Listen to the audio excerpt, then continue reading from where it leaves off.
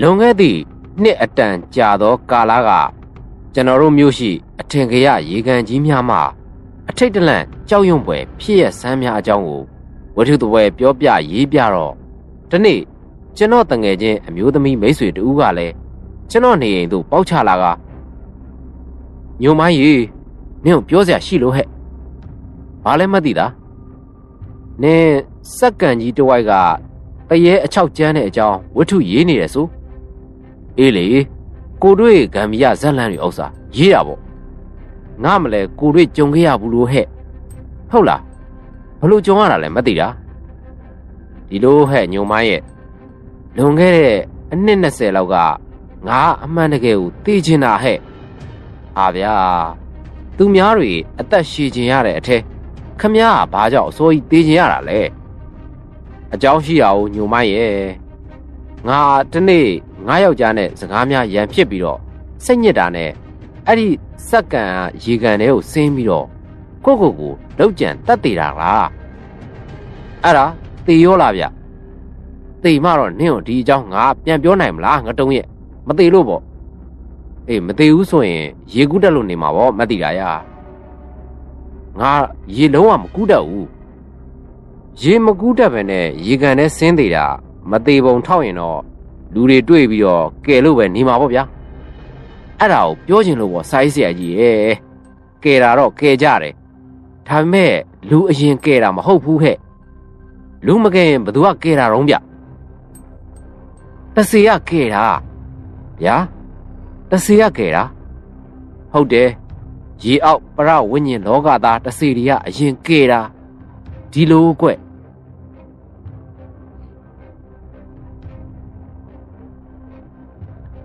လူဘဝရဲ့အဖြစ်ပြက်များက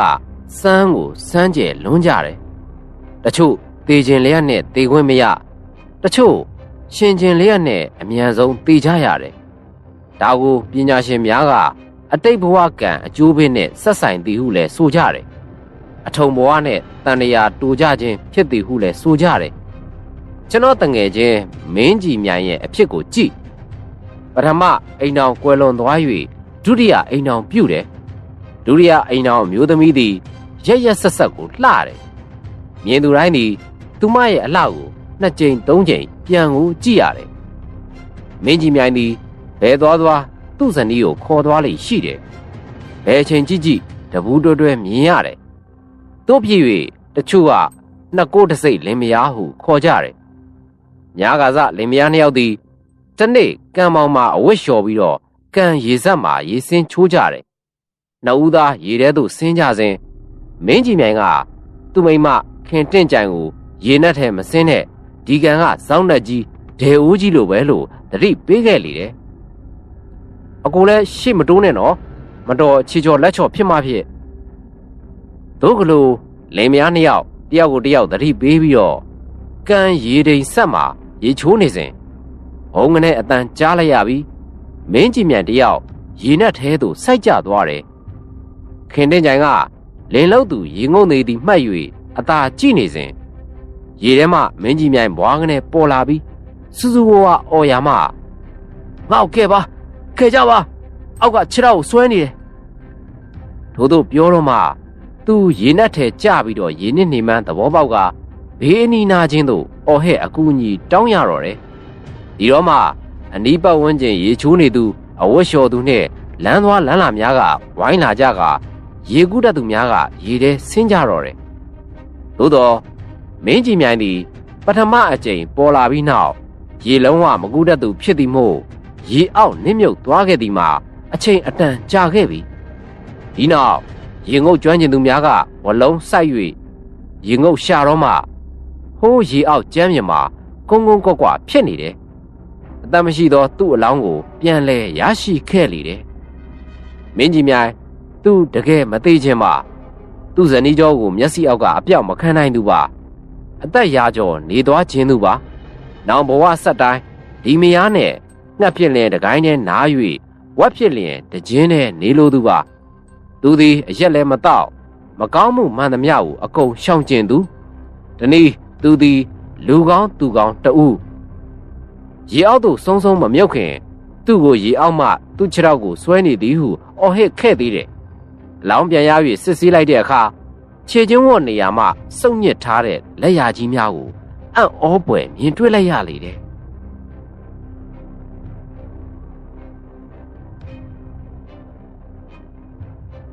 လကြီးမောင်နဲ့မြကြီးမောင်တို့ညီကိုသည်ရေကူးချန်ပီယံများဖြစ်ကြတယ်။ဒီမျိုးမှာသူတို့လောက်ရေကူးကျွမ်းကျင်သူမရှိရေကူးပြိုင်ပွဲတိုင်းမှာလည်းစုရရှိသည်ကြီးဖြစ်တယ်။ဤရေကန်ကြီးရဲ့ဟိုဘက်ကန်းနဲ့ဒီဘက်ကန်းမနာရန်ဂျွန်းထိုး၍ရေကူးနိုင်သူများဖြစ်ကြတယ်။တချို့ကသူတို့ညီကိုပကံခက်မှညောင်ဦးဖီးတေ၍ဝင်စားသည်ဟုပင်ဆိုညွှန်းကြတယ်။ဤကံမှာမနက်တစ်ချိန်ညနေတစ်ချိန်ရေကူးကြတယ်။တနေ့ညီကိုနှစ်ဦးဤရေကန်ဟိုဘက်ကန်းဒီဘက်ကန်းကိုဖြတ်၍အပြိုင်ကူးနေကြစဉ်အကိုလောက်သူလှကြီးအောင်ရုတ်တရက်ရေအောက်သို့နင်းမြုပ်သွားပြီးအတန်ကြာတော့မှဝါကနေပြန်ပေါ်လာခဲ့တယ်။မြကြီးအောင်ညမြန်ကူးဘာဖြစ်လို့လဲအခုကြွတ်တက်လို့လားမဟုတ်ဘူးငါခြေထောက်ကိုရေအောက်ကနေတယောက်ယောက်ဆောက်ဆွဲနေလို့တို့နဲ့ညီကိုနှစ်ဦးပုံမှန်အဆင့်ကူးနေရမှပြိုင်ပွဲဝင်ပန်းဝင်ကူးနီးအတိုင်းဒီဘက်ကန်အရောက်အမြန်ဆုံးမြင့်၍ကူးခဲ့ကအမောဖြေရတော့တယ်ဘလို့ဖြစ်တာလဲကိုအေးကွာငါဒီလိုဖြစ်မျိုးတခါမှမကြုံဘူးညီလေးရရေအောက်ကနေငါခြေထောက်ကိုလက်ကြီးနှစ်ဖက်နဲ့တိုင်းဖက်ပြီးတော့ဟိုးရေနက်ထဲကိုခေါ်ဆွဲချသွားတာကွာဟုတ်ပါမလားကိုရဒီကံမှာအကိုနဲ့ကျွန်တော်နှစ်ယောက်ပဲကူးနေတာဥစ္စာငါလိန်ညာလောက်ကြံပြောရမလားကွာညီလေးရဆွဲချတာမှအတော့ကိုတန်တဲ့လက်မျိုးနဲ့ဆွဲခေါ်ချသွားတာငါလည်းအတင်းရုံးကန်ပြီးတော့အတော့ကိုအောက်ပြန်တက်သူကလည်းအတင်းဆွဲချငါယုံလို့တိတ်မလွယ်ဘူးဖြစ်နေတော့ဟာဘာတတိရသွားလဲဆိုတော့တာမညဆရာတော်ဖျားကြီးနဲ့တောင်တန်းသာသနာမြို့ဆရာတော်ဖျားကြီးကိုသွားတတိရပြီးတော့မြင်မိလိုက်တာအဲ့ဒီမှာကံကောင်းသွားတာကွာရေအောက်ကောင်ကရုံးကနေလွတ်လိုက်ပြီးတော့ငါ့ကိုကြောက်လန့်နဲ့အပေါ်ပြန်တွန်းတင်လိုက်လို့ငါမသိတာကိုလူနို့မို့ဒီရေအောက်သင်းချိုင်းမှာငါလူစားလဲခံရပြီမှတ်တဲ့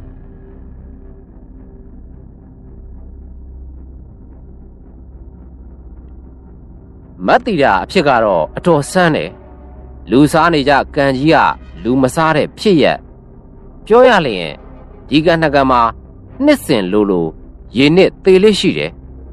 ရေကူးကျွမ်းကျင်ပါသည်ဆိုတဲ့လူစားမျိုးပင်အသက်သေးဆုံးလေရှိခဲ့ဘူးတဲ့အဲ့ဒီမှာကျောင်းသားလဲပါတယ်အလုတ်သမားလဲပါတယ်ဈေးတဲ့ဈေးဝယ်လဲပါတယ်တနေ့သားခရီးသွားဧည့်သည်လဲပါတယ်ယောက်ျားမိန်းမကလေးလူကြီးအရွယ်ဆုံးပါတယ်တေခဲ့ဘူးပေါင်းများလာပြီအ ਨੇ ဆုံးတစ်နှစ်ကိုတစ်လောင်းမှနှစ်လောင်းအထိနစ်ပြီးတော့သေဆုံးလေရှိတယ်အစိမ့်တွေတေကြတာမဟုတ်တေပြီးလင်လွယ်နဲ့မကျွတ်လွတ်ကြတချို့မကျွတ်လွတ်သူများကပရဝိညာဉ်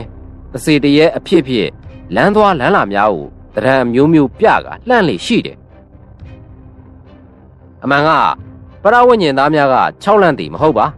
သူတို့ကကြွချင်လွတ်ချင်၍ကူညီစီလိုသောကြောင့်အသိပေးအချက်ပေးတဲ့သဘောမျိုးဖြစ်တယ်လို့ပုဂ္ဂိုလ်တဦးကမိတ်ဖူးပါတယ်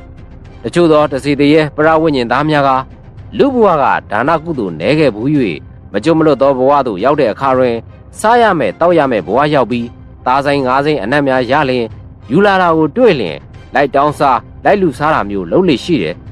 ယခုကာလနောက်ပိုင်းဤဒေသဝန်းကျင်မှာထိတ်လန့်ခြောက်ခြားပွဲလောက်တာမျိုးသိမ့်မရှိတော့နေ့စဉ်တန်ဃာတော်အရှင်သူမြတ်ကြီးများကပရိတ်တော်များကိုရေရင်းရေကန်မြို့နယ်ကြီးရွာအနှံ့ချောင်းမြောင်းအနှံ့ပတ်ဖြန်းကျက်ပတ်ပေးပြီးတော့မြေတာပို့ခြင်းအမျှပေးဝေခြင်းရွတ်ဖတ်ခြင်းမှာမကြာခဏပြုလုပ်ပေးနေ၍ဘိုးရခင်ကာလများကလောက်အချောက်လှန့်သိမ့်မရှိတော့နေရာကျန်းလွန်းလာတဲ့အတွက်ကျွန်တော်တို့အရက်မှာကိုသားသမီးများအဖော်အပေါင်းအသင်းနဲ့အရှိတောင်စုစုအရက်တို့သွားကြမယ်လို့ကြားလျင်လူစုအုပ်ဖွဲ့၍အမြင်လိုက်လေရှိကြတယ်။ဘာသာကြောင့်မူဖော်ပြပါနာမည်ကြီးလာတဲ့စက္ကံရေကန်နှကန်မှာရေကူးကြရေနစ်ကြမှာစိုးရိမ်၍ဖြစ်ပါတယ်။ဤရေကန်အတွင်းအခြေရေးအစင်မပြေသူများစီးပွားရေးအစင်မပြေသူများနဲ့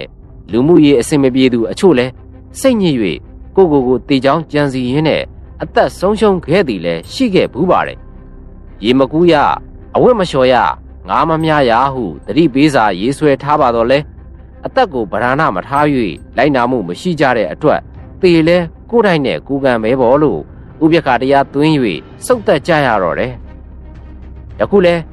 မတ်တီတာတယောက်သူမရဲ့ယောက်ျားမောင်လိုင်ထွေးနဲ့စကားများပြီးရန်ဖြစ်ကြတဲ့အခြေအနေကိုရောက်ခဲ့ရပြီမောင်လိုင်ထွေးသည်မတ်တီတာကိုမျက်စိအောက်ကအပြောက်မခံနိုင်လောက်အောင်ချစ်တယ်မတ်တီတာမှာနိုင်ငံကျော်ရုပ်ရှင်မင်းသမီးတဦးနဲ့ချွတ်ဆွတ်တူပြီးတော့လှကျင်တိုင်းလှနေသောကြောင့်ဖြစ်တယ်မတ်တီတာကမျက်နှာများသည်တော့မဟုတ်အလှကုန်ရှိ၍မိတ်ပေါ်များတယ်ထို့သောမိတ်ပေါ်များခြင်းကိုကိုလိုင်ထွေးမနစ်သက်တဝင်တူတယ်ညိုးညင်းတယ်ပြောလေရှိတယ်ဒီနေ့မတ်တီတာဈေးရအပြန်မှာ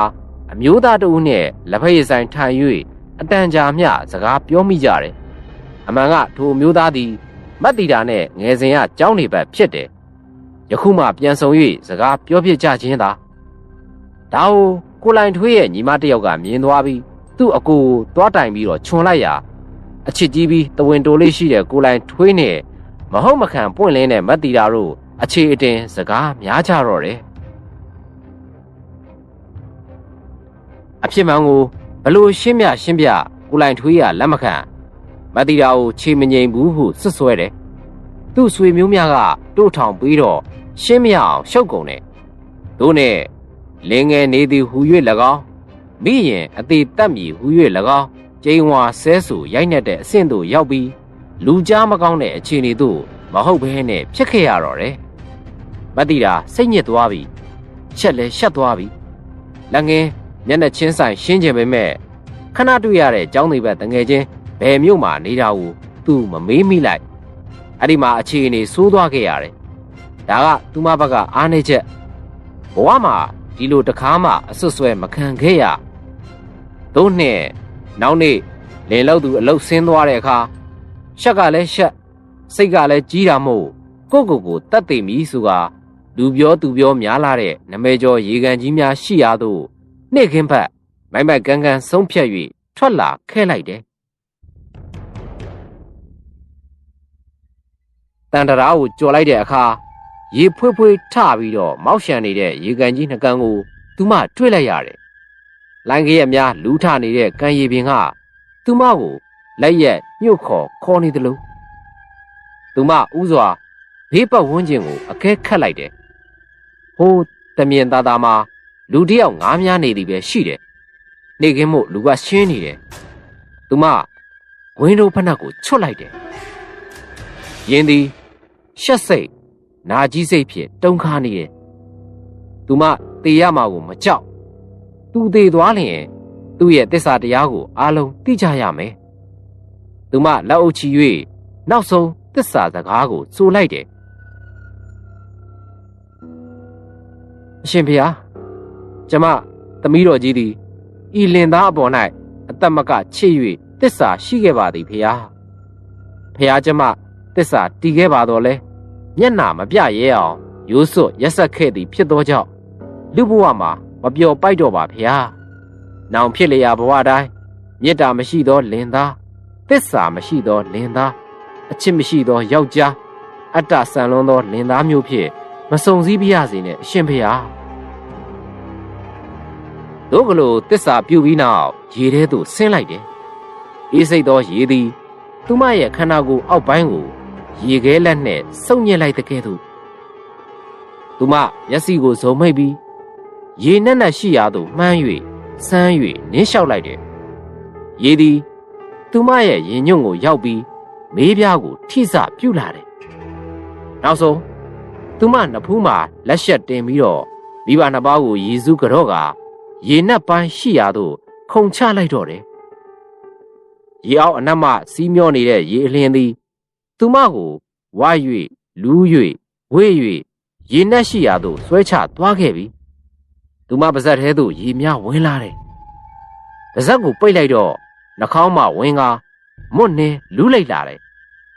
သူမတကယ်သေရတော့မယ်သေခြင်းတရားသည်တကယ်တော့ကြောက်မက်ဆိုးရွားလှပါတကားသို့တော့သူမတကယ်သေခြင်းနေသည်မို့သေခြင်းတရားကိုမျက်နှာနှစ်ချိုက်စွာအကြောက်တရားနဲ့ပေါင်းဆက်ပြီးရေအောက်တုတ်တန်စီတို့ဥတီ ဥဆိုင်ဆင်းခဲ့ပြီမျက်လုံးထဲမှာအဖြူရောင်များအဝါရောင်များစိမ့်ညို့မှော်ပင်များငါးများကိုဖြတ်ခနဲ့မြင်နေရတယ်လူသည်လူကလိုက်ကမျောကရေနဲ့ရှိရာသို့တွားနေတယ်ဒီအချိန်မှာရေအောက်အနက်စီမှာမမျောလင့်ပဲ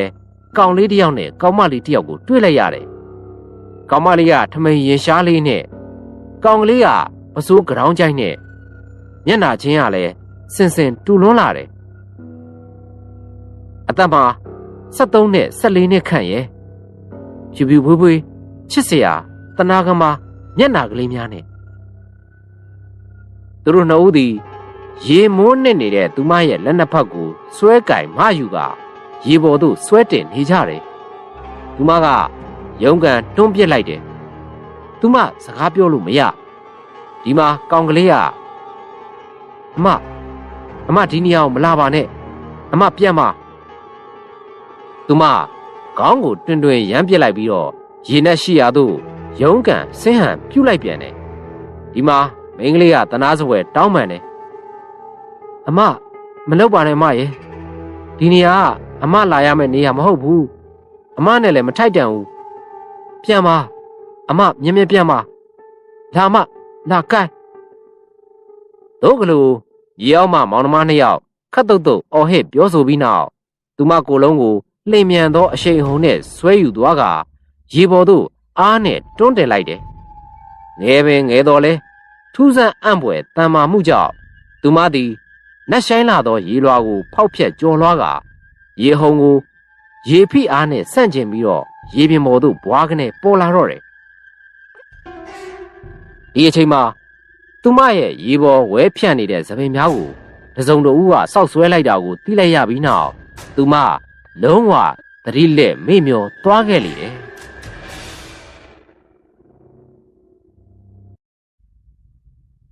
ငါအသက်ကိုပထမအဆုံးကယ်ခဲ့တာ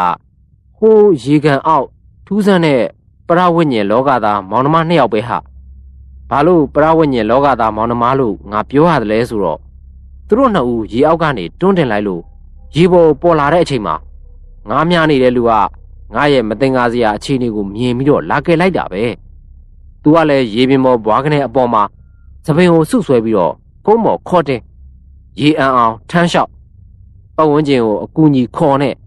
နောက်ဆုံးဆေးရုံမှာငါရောက်ခဲ့ပြီးတော့အသက်ရှင်ခဲ့ရတာပဲလာခဲ့တဲ့ငါးမြသမားကလည်းမတင်ကားလို့အကဲခတ်နေတာတဲ့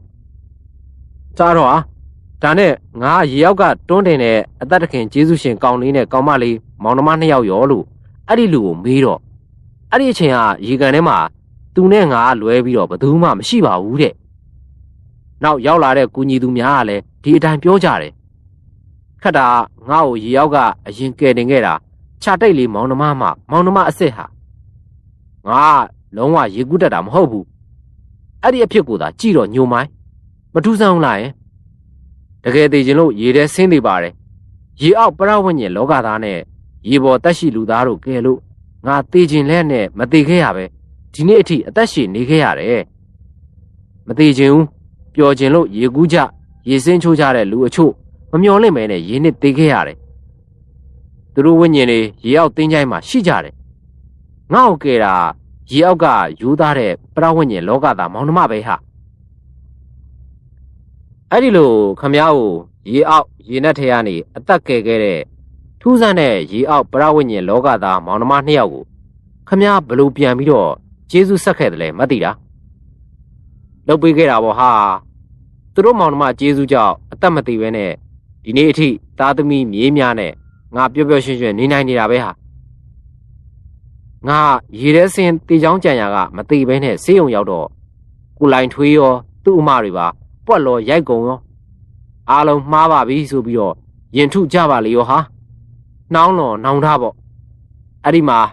ငါရဲ့မဟုတ်မခံတဲ့စိတ်ဓာတ်ကိုသိပြီးတော့နောင်ကျင်သွားသလိုငါလည်းမလောက်ကောင်းတဲ့ဥပ္ပစေရကံအမှုကိုကျူးလွန်မိတော့မလို့ပေါ့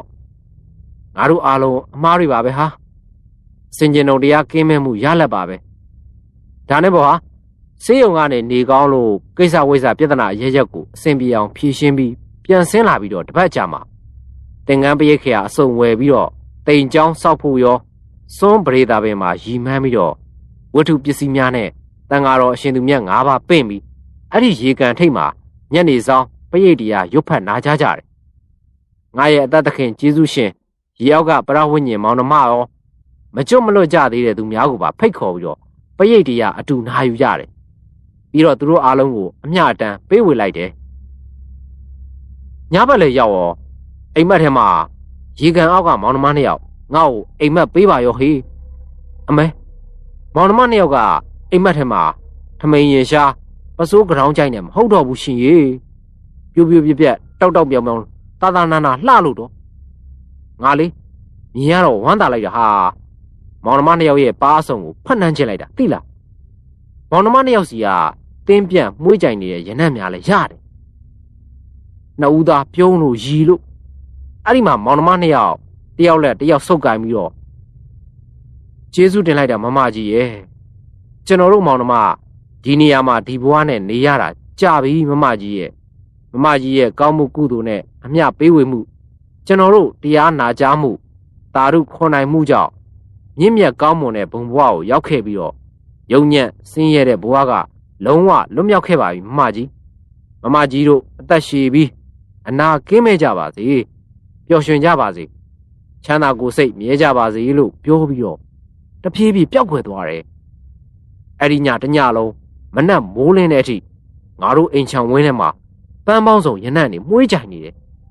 အဲ့ဒီပန်းအနှံ့ဟာအိမ်မက်ထဲကကျွတ်လွတ်သွားတဲ့မောင်နှမနှစ်ယောက်ရဲ့ထူးဆန်းတဲ့ကိုသိန်းရနံ့နေပဲညုံမိုင်းအဲ့ဒီအကြောင်းကိုနင်ဝတ္ထုရေးရင်ရေးပါလားလို့ငါအကြံပြုပြစေ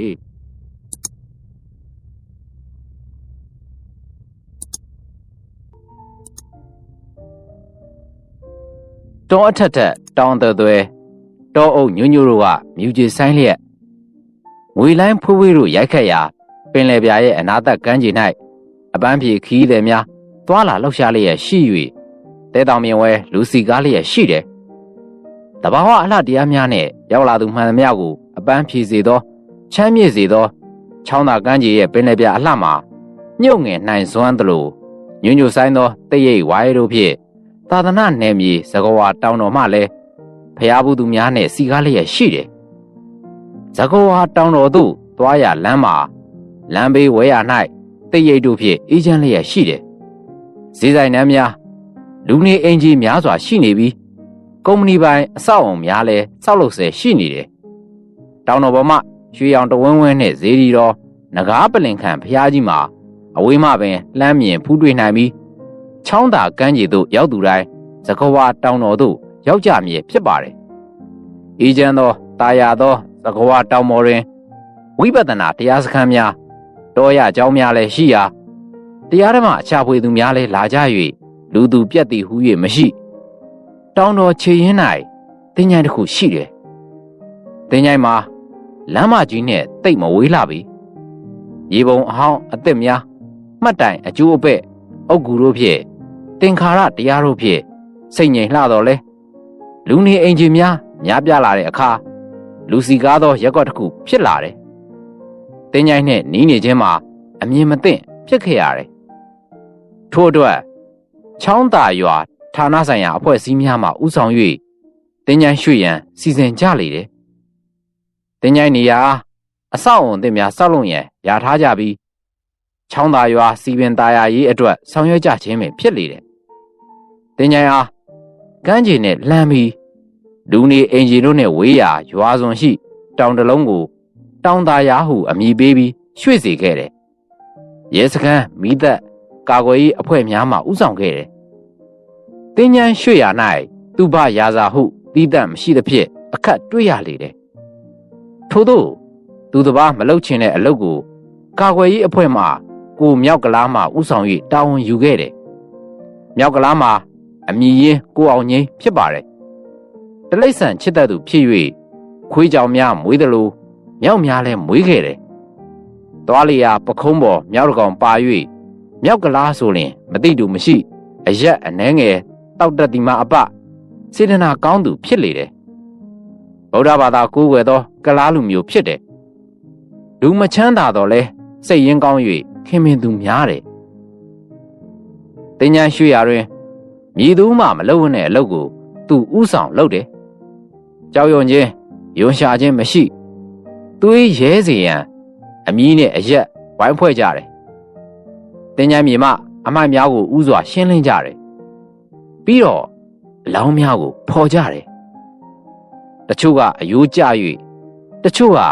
အယိုးအပိုင်းအစများဥကောင်းခွန်များသာတွေ့ရတယ်အုတ်ကူအကျိုးပဲ့များဖြို၍အယိုးအိုးပြအိုးယူရခြင်းကသူတို့အဖွဲအတွက်ခံစားတယ်မကြသေးမီကမြုပ်ထားတဲ့အလောင်းများကိုဖော်ရလျင်အော့နှလုံးနာကြတယ်နှာခေါင်းပိတ်၍လှုပ်ကြရတယ်အားလုံးကခက်ရွံ့ရွံ့မြောက်ကလာကအားပေးစကားပြောတယ်ဟဲ့ကောင်တွေမင်းတို့ရဲရဲသာကိုင်းမကြောက်ကြနဲ့တေပြီးသားလူကဘာမှပြန်မလုပ်ဘူးသူတို့မှာမာနတွေအာဃာတတွေမရှိဘူးဟန်နေပန်းနေမရှိဘူးအဖွဲ့ဝင်တယောက်ကအုတ်ကူမစာတန်းကိုဖတ်လိုက်တယ်ဒေါ်မာနအသက်85နှစ်ဟေးဒါဟိုတထေးမကြီးမလားအေးလေသူ့ချံကိုငါတို့ရှင်းပေးဘူးတယ်မောက်မာလာလည်းမပြောနဲ့ခြံရှင်းတဲ့အလုပ်သမားတွေကို तू ကယွန်လို့တဲ့အိမ်ထဲအဝင်မခံဘူးခြံထဲမှာသမင်းမကန်နဲ့ဟင်းပုံပေးပြီးတော့ခွေးစားသလိုတို့စားခိုင်းတာ तू ပေါ့အခုတော့သူ့အပုတ်ကောင်ကြီးတို့ဟာကိုင်းတွင်နေရတာမြင်စေခြင်းလေကွာဟုတ်တယ်တရားရစရာကြီးပဲတို့ချောင်းသာရွာလူစီကားလာတော့မြေဈေးတွေကတက်တော့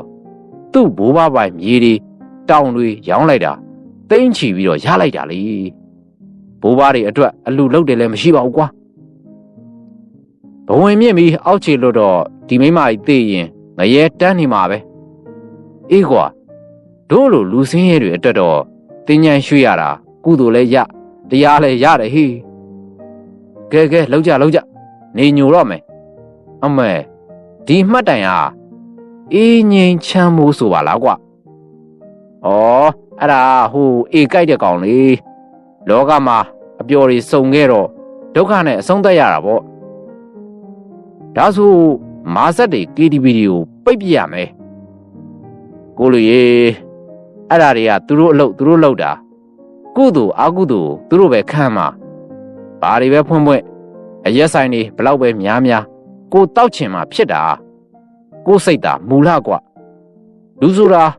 ကိုအတိနဲ့ကိုထိမ့်မှငိမ့်တာကွာကိုတိတ်ခါကိုခြုံမှလုံတာကွာ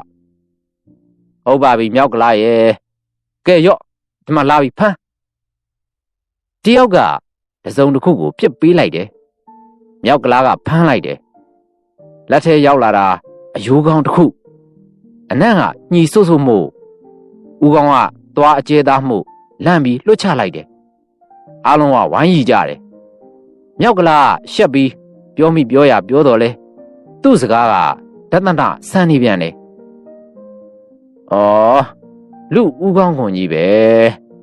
ဒီအခွန်ကြီးပေါ်မှာတစ်ချိန်တစ်ခါ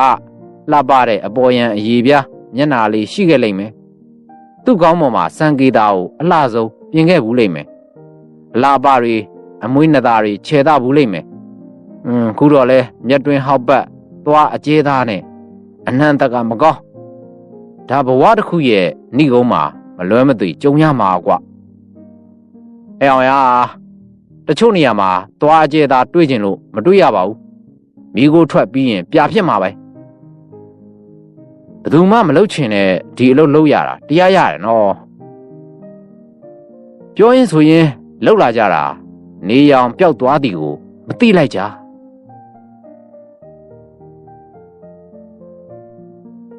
ညနေခင်းလေပြေလေညင်းတွဲ့တွဲ့တိုက်လို့သကဝါတောင်တော်ပေါ်မှဆဲလဲတန်တချင်ချင်ကရိုက်ခတ်လို့နေတယ်ဖျားရှိရာတောင်ပေါ်လူအတက်အဆင်းနေသွားတယ်အနှံ့သက်မကောင်း၍သူတို့အဖွဲ့လေပြေအေးအေးတွေတေးမတိနိုင်ကြပြီလေတိုက်မှာပင်ကြောက်နေကြရတယ်ဟိုမှာလမ်းမကားတွေဆိုင်ကယ်နေတဲ့လူတွေတို့ကြည့်နေတယ်ယွန်ရှာတဲ့အထင်သေးတဲ့အကြည့်တွေကွ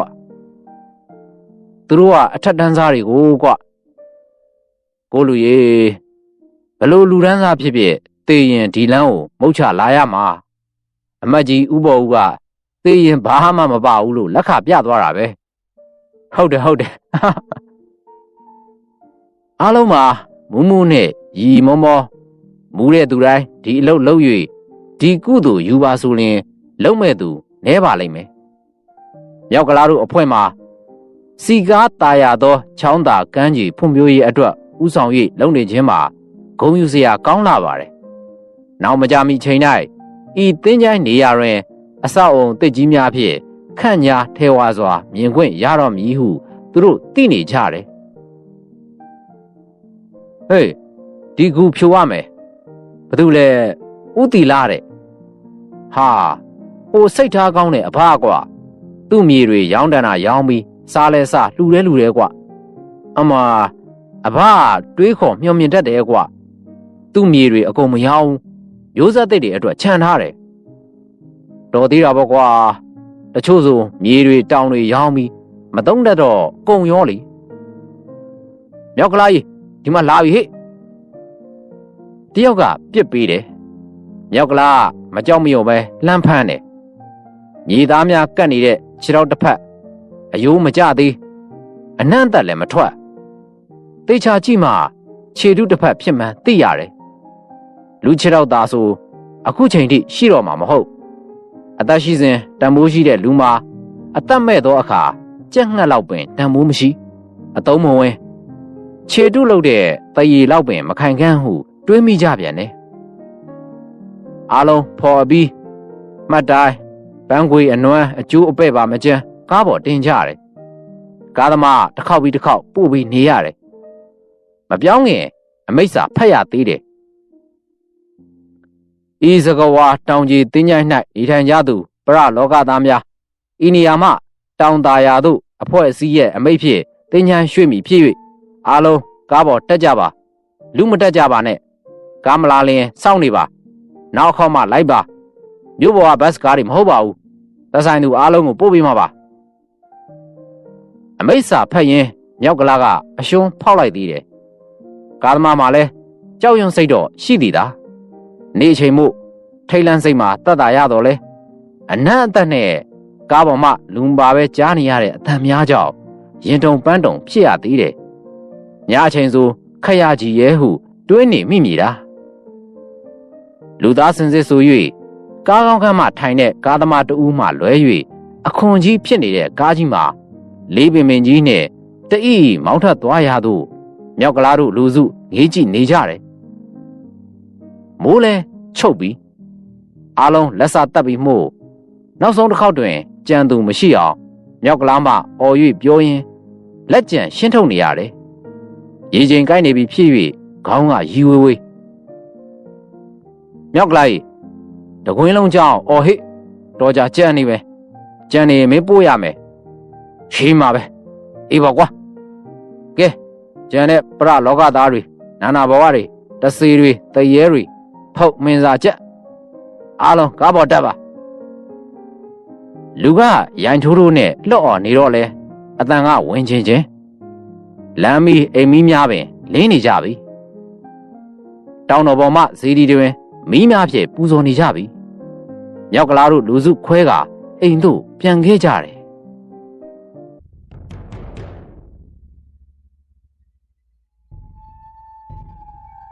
မြောက်ကလားတယောက်အမူးလွန်နေ၍ရေပင်မချိုးနိုင်ဇနီးဖြစ်သူမငယ်မှ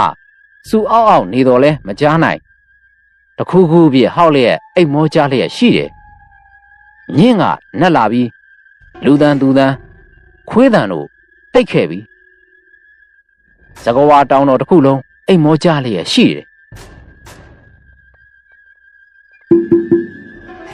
မြောက်ကလားထပါဦးတကားခောက်တန်းနဲ့အော်ခေါ်တန်းကြောင့်အရက်စိန်ရစ်နေတဲ့မြောက်ကလားမှာလက်နူးသွားရတယ်ငုတ်ခနဲထထိုင်မိရတယ်တကားကိုအသာဟ၍ကြည့်လိုက်တယ်အိမ်ရှိတွင်မှောင်နဲ့မဲစကဝါတောင်ပေါ်မျောကြည့်လိုက်တယ်ဖျားပူဇော်ထားတဲ့မီးများပင်ငိမ့်ငုံပြီချောင်းသာရွာကနေမီညမီမရသေးည10 နာရီအထိသာမီးရတယ်10 နာရီကျော်လင်မှောင်မဲမဟူရညရဲ့တိတ်ဆိတ်မှုဟာထိတ်လန့်ပွဲချောင်းသာရွာလေးမှာငြိမ်းချမ်းစွာအိပ်ပျော်နေတယ် မြောက်ကလားခေါ်တန်ကစမပြတ်ထွက်ပေါ်လာပြန်တယ်မျက်လုံးစုံကိုပုတ်တက်ကြည့်တော့လဲဘာကောင်းမှမမြင်ရလက်နိုင်တမီထိုးဖို့လဲသတိမရဟေးဘာကောင်းခေါ်နေရလဲမြောက်ကလားမူးနေပြီတွားကြအတန်ကြီးကကျွတ်စီငင်းခုန်နေသလိုရံဖြစ်နေသလိုမျိုးမြောက်ကလားရဲ့ငါတို့ကဲပါအောင်ဟာဘသူတွေလဲဘာဖြစ်လာလို့လဲလာအိမ်မော်တက်လေကူညီပါဆိုတာနဲ့စိတ်ထားကောင်းတဲ့မြောက်ကလားကအိမ်မော်တက်ရံမင်းဖိတ်ခေါ်လိုက်တယ်အကောင့်ထဲမမြင်ရကြားနေရသည်ကမိမအတန်များပါငါတို့အိမ်မော်မတက်ပါဘူးငါတို့သာပို့ပေးပါအာညိုင်မင်းဘယ်ပို့ရမှာလဲကားခိတ်လားဒီအချိန်ကားမရှိဘူးမဟုတ်ပါဘူးဟဲ့ငါတို့ကဒီတင်းချိုင်းမှာနေတဲ့သူတွေပါတင်းချိုင်းရွှေတော့ငါတို့၃ယောက်ကြံခဲ့လို့ပါဟဲ့တောက်ပလို့တို့ဒါဆိုနင်တို့ကတရေတွေလားငါညဘက်ကြီးမပို့ရဘူးသွားကြချွေအာမမဖြစ်လို့ပါမြောက်ကလားရဲ့ဒီတင်းချိုင်းနေရအုပ်ချုပ်သူကငါတို့နေရမဟုတ်တော့ဘူးလို့နှင်းနေတောင်းသားရပြောင်းမှုကလည်းလမ်းမှာတောဆောက်တောင်းဆောက်ဆံရတွေကလက်မခံဘူးဟာနင်တို့ခတ်တာပဲနင်တို့ပို့ချိန်တော့ဘယ်ရောက်နေလဲပြောစမ်းဟိုမိုးချုပ်စမီးလာတော့အခါတိုင်းနေလို့မှတ်ပြီးဗီဒီယိုသွားကြည့်နေတာဒီကလေးတွေပြောမရလို့ပေါ့ဩဒုက္ခဗီဒီယိုကြိုက်တဲ့တရေသားမိ၃ယောက်တယ်လားဖြစ်ရလေကိုပြင်းနဲ့ကိုပဲသွားကြဒီမှာမူးမပြေသေးဘူးရှေးရမှာမြောက်ကလားစူထုတ်လိုက်တော့ကြောင့်မိမတန်းနဲ့ငိုတန်းများစူဝေသွားရတယ်အလန့်တကြားဖြစ်အိမ်ရှိကိုပြူးပြဲကြည့်မိတော့အိမ်ရှိမှာမဲအရိပ်၃ရိပ်မိမရေကြီးဖြစ်ပြီးတဦးကအရက်ရှည်ပြီးကြည်နေရင်အရက်ကရှည်ထွက်လာနေတယ်တဦးကခပ်ပူကြည်နေရင်မှပဲအရက်ကပူဝင်သွားဒီမှာမြေပြင်နာကတ်သွားလိတယ်တဦးကဝလုံးတဖြည်းဖြည်းမူလပုံစံမှကြီးလာကပုတ်လောက်ကြီးဖြစ်လာတယ်တရေမတွေပညာပြပေပြီအစွမ်းကုန်6နှစ်လေတယ်ဒီလိုမျိုးတစ်ခါမှမကြုံဘူး၍ကြောက်ရွံ့စိတ်ဖြင့်မြောက်ကလားဖျားတမိရင်လန့်လို့သွားရပြီးအသိဝင်လာတယ်တကယ်လားအိမ်မက်လားတွေးနေစေရင်တုံကမပြေသေးတစ်ဆက်တည်းဆရာတော်ကြီးများတရားကိုပြေး၍သတိရမိလိုက်တယ်ဗရလောကသားများမှာသူတို့အခက်ခဲသူတို့ဘဝကိုပြလို့ပြောလို့လျင်ကိုထင်ပြတတ်ကြတယ်အိမ်မက်ဖြစ်ပြောတတ်ကြတယ်မြောက်ကလားမှာကြောက်စိတ်နဲ့လယူနာစိတ်ရောထွေးကကြောင်အန်းဖြစ်နေရမှဆုံးဖြတ်ချက်ချလိုက်တယ်အဖွဲသားများကိုတွားနှိုးတယ်ဘယ်သူမှမလိုက်ရဲ့အပြစ်လဲမတင်လို့တော့ပါငိုတမ်းများကြားနေရစေတညလုံးဒီတရေမတွေအတန်နဲ့ယုံနဲ့နှိပ်စက်တော့မယ်သူတို့ကလည်းလူဘဝမှကူးပြောင်းသွားသူများမို့ရုပ်ရှင်ဗီဒီယိုကြည့်ရှုခြင်းပေါ်ဆွဲလန်းသွားပုံရတယ်ကဲမငိုကြနဲ့လိုက်ပို့ပေးမယ်မဖြစ်မနေကားဆရာအားနှိုးပြီးတောင်သာယာသို့ကြံနေတဲ့တရေသားမိ၃ယောက်အကြောင်းပြောပြရတယ်ကားဆရာကကိုမြောက်ကလားအရက်ကြောင်ပြီလို့ပြောတယ်အတင်းမရမကပြောပြီးကားဖြစ်ပို့ရလေတော့တယ်ညမောင်ညင်းနဲ့ကားမီးအောင်ကိုအားထား၍ရဲစီတင်ရတယ်တရေသားမိ၃ယောက်ကပျော်သွားသည်ထင်ကားပေါ်တက်ကြတယ်ဒုံတိုင်းအတန်လေးပင်မြည်သွားတယ်တမင်အချက်ပေးဟန်တူတယ်လမ်းမထက်အိမ်မောကျနေတဲ့ခွေးတစုအလန့်တကြားထ၍ဥတန်ကြောင့်မြောက်ကလားအသေးတုံအောင်လန့်သွားရတယ်စောစောကဖန်တီးပြတဲ့ရုပ်သဏ္ဍာန်တို့ကိုမြင်အောင်မိတိုင်းကြက်သိမ်းဖြန်းထမိတယ်ကားစရာတွတ်ရွတ်ဖတ်နေတယ်ဒီတော့မှမြောက်ကလားမှာခေါင်းမွေးထောင်အောင်ကြောက်ရွံ့နေရမှသတိဝင်လာပြီးဖျားကုံတော်ရွတ်မိတယ်ခွေးဥတန်တို့ကကားဆက်တံကိုထိုးဖောက်ဝင်ရောက်လာတယ်ကြောက်ရွံ့နဲ့ကားကိုခက်ကြမ်းမောင်းရကားစောင့်တံတဒုံကြားနေရတယ်တောင်သာယာ၌ပြောဆို၍ကားပေါ်မှဆင်းခိုင်းစဉ် အပုပ်နဲ့လှိုင်လှိုင်ပေး၍တရေမများကနှုတ်ဆက်လိုက်သေးတယ်ထိုမှအပြန်သွင်းစိတ်လက်တိတိတတ်တာပေါ့ပါသွားရတယ်အသွားကဝိုင်းဦးတဲ့ခွေးများကပင်ဖာတိပါတာမသိတယ်လို့နေနေတယ်မြောက်ကလားတို့နှစ်ယောက်အကြောက်ပြေးသွားရတယ်ဗီဒီယိုကြည့်တော့တဆေးဟူ၍အခုမှကြားဘူးတော့တယ်စကဝါတောင်ကြီးတဝိုက်၌ထိုအကြောင်းကိုပြော၍မဆုံးနိုင်အောင်ဖြစ်ခဲ့ရတယ်တင်ညာရွှေသောထိုတညကိုမြောက်ကလားတယောက်မေ့နိုင်တော့မည်မဟုတ်ပေမှတ်ချက်ကိုမြောက်ကလားခေါ်ကိုအောင်ငိမ့်ပြောပြတဲ့ကိုတွေ့ဖြစ်ရမှန်အားဖြည့်ဆွတ်ရေးသားပါသည်